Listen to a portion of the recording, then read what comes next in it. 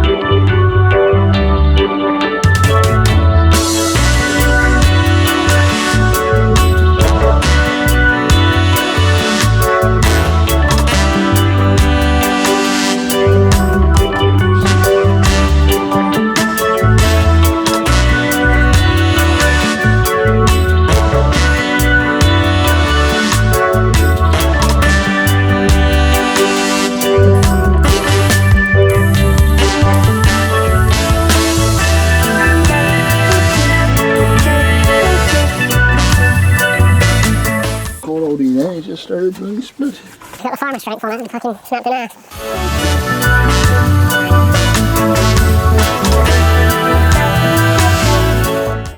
Right, back of the workshop. So here she is. 100E, absolute gem. Pretty rusty, but perfect for what I want to do with it. And it's nice to know I'm actually going to have saved something from his collection, because pretty much everything there is like 10 years too late to do anything with. There's, as you've just seen, you know, there's stuff that's literally rotted into the ground. There's hedges with just roofs poking out, you don't even know what's in there. I just like walking around there. It's just a cool place to hang out and see all this stuff. I tried to buy stuff off him loads of times, you know, in the past, and you know, he's not the kind of guy that's going to sell any of it. He had, you know, had plans for all of it, and when it came to this one, he just phoned me up and said, I'm not going to sell you the 100E, but you can have it. Yeah, it's going to be good to give it another life, because he said it was pretty much immaculate car when it was parked up. It's never had any welding done on it, and like a lot of stuff that is there was parked up in like perfect running conditions. You know, some of it's been sat there for like decades, so yeah. It's a shame, but you know, I wish I would have been able to buy a few of them 10 years ago, but got one now, so gonna give this another life, and yeah, it should be pretty cool. It's gonna be an interesting build, should be quite fast, because a lot of the time with builds, what eats into build time and makes things take so long is all the little things, especially if you're doing custom engines and, you know, swapping a lot of stuff around. That's what really takes the time. It's the little things. Whereas I'm using a base, a bottom base, which is going to be a running, driving car. So what I'm using a floor pan that you'll essentially be able to sit in this floor pan and drive it. So as soon as this body is welded over the top of that floor pan, it's good to go.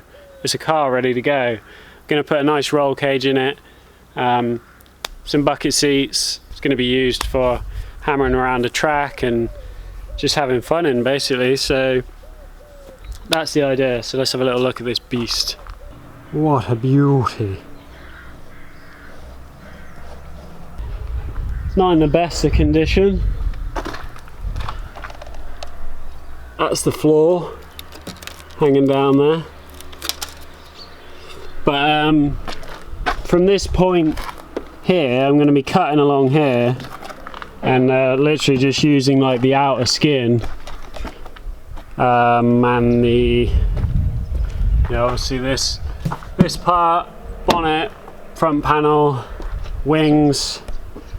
You can buy like this bottom section of these wings, but all the bits that are really rotten on it, which is all the floor, is all being cut out anyway, and then we're going to be using the donor car.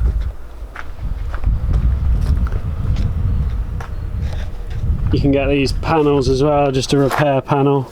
So I'll probably chuck a pair of sills on it and just these rear sections, and that'll be all I'll need. And maybe these, I might even just see if I can get hold of another pair of wings maybe.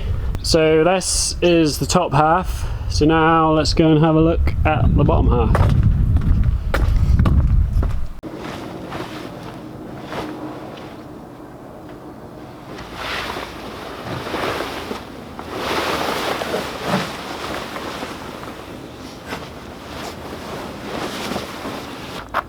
Ta-da!